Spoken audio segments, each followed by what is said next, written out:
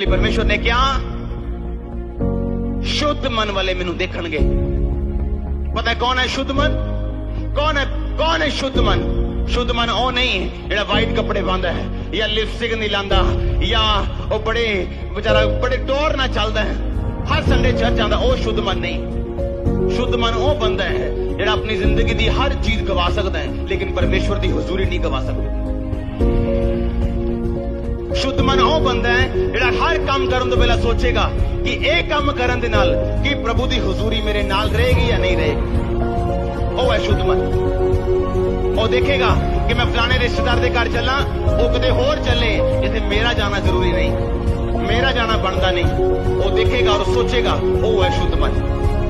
वो है शुद्ध मन जेड़ा बिना ब्लेसिंग दे भी परमेश्वर दे नाल चलने तैयार है, जेड़ा बिना ब्लेसिंग दे सेवा करने तैयार है। वो है शुद्ध मन।